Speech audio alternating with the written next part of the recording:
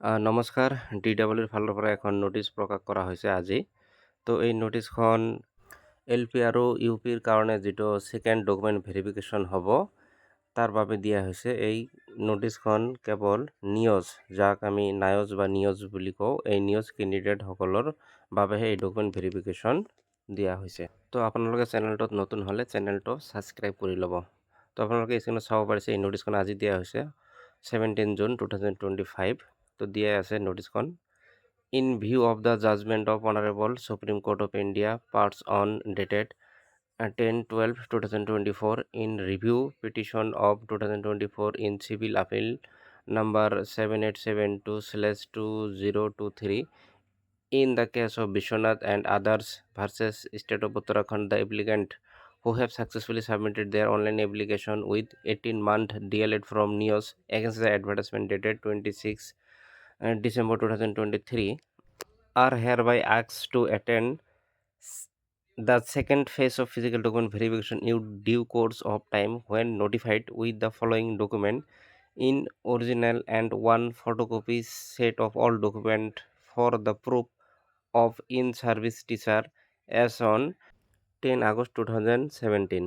তাৰমানে নোটিছখনত কোৱা হৈছিল যিটো মানে নিউজ কেণ্ডিডেটৰ মানে 18-month DLED লৈ কেছ কৰা হৈছিল। তো লাষ্টত অনাৰেবল সুপ্ৰিম কোৰ্টে ৰায় দান কৰিছিল যে সিহঁতৰ 18-month DLEDটো ভেলিড হ'ব, কাৰণ 18-month সিহঁতে কোৰ্চটো কৰিছে আৰু 6 month সিহঁতে প্ৰেক্টিছ কৰিছিল। তো দুটা মিলি 18 + 6 24 month হয়, তো 2 years হয়, এইটো ভেলিড বুলি ধৰা হ'ব। কিন্তু ইহঁতৰ DLEDটো কমপ্লিট হ'ব লাগিব 10 আগষ্ট 2017 আগত হ'ব লাগিব। তো সিহঁতৰ ছেকেণ্ড ফেজ ডকুমেণ্ট ভেৰিফিকেশ্যন হ'ব আৰু এইটো নটিফাই দিয়া হ'ব কোন ডেটত হ'ব। তো তাৰপিছত সিহঁতক কি ডকুমেণ্ট লৈ যাব লাগিব তাৰ বিষয়ে দিয়া হৈছে। কি ডকুমেণ্ট লৈ যাব লাগিব তলত দিয়া আছে, আৰু অৰিজিনেল লৈ যাব লাগিব ডকুমেণ্ট প্লাছ 1 সেট বনাই ল'ব লাগিব, ফটোকপি, তাৰমানে জেৰক্স কপি ল'ব লাগিব এক সেট বনাই। তো আপোনালোকে ইচ্ছা চাব পাৰে কি ডকুমেণ্ট লৈ যাব লাগিব। List of testimonials / document, paper related to proof of in service as on 10 August 2017। তো মানে আপোনালোকে 10 আগষ্ট 2017 আগত ছাৰ্ভিচ কৰা হ'ব লাগিব, তাৰ প্ৰুফ লৈ যাব লাগিব। তো ইয়াত কি দিয়া আছে, এই নম্বৰত দিয়া আছে appointment letter and accepted joining report of the applicant. তো আপোনালোকে য'ৰ এপইণ্টমেণ্ট লেটাৰ আছিলে এপইণ্টমেণ্ট লেটাৰ লৈ যাব লাগিব, জইনিং লেটাৰ লৈ যাব লাগিব।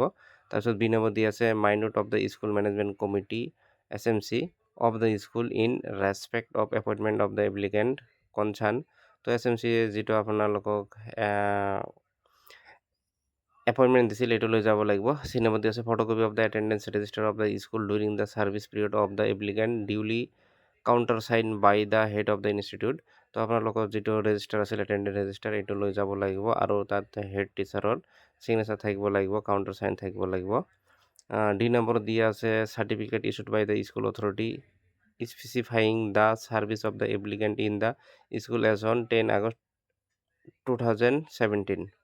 তাৰমানে স্কুল অথৰিটিয়ে আপোনাক যে এপইণ্টমেণ্ট দিছিল ছাৰ্ভিচত 10 আগষ্ট 2017 আগত, এইটো চাৰ্টিফিকেট লাগিব।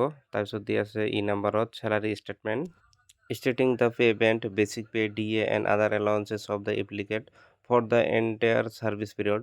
তো আপোনালোকৰ চেলাৰী ষ্টেটমেণ্ট ল'ব লাগিব, payment basic pay DA and other allowances service period কি আছিলে এইবিলাক লৈ যাব লাগিব। U DISE record as a proof that the applicant was in service as on 10 August 2017। তাৰমানে আপোনাৰ ইউডাইছত নাম থাকিব লাগিব, প্ৰুফ লৈ যাব লাগিব যে আপোনালোকে 10 আগষ্ট 2017 আগত ছাৰ্ভিচ কৰি আছিল। আৰু 2 নম্বৰ দিয়া আছে admission record or admission slip of DLED course through news. তো নিউজত যে আপোনালোকে DLED কৰি আছে তাৰ এডমিশ্যন স্লিপ লৈ যাব লাগিব। আৰু লাষ্টত 3 নম্বৰ পইণ্ট কোৱা হৈছে 18-month DLED certificate and marksheet through news of the applicant completed before 1 April 2019।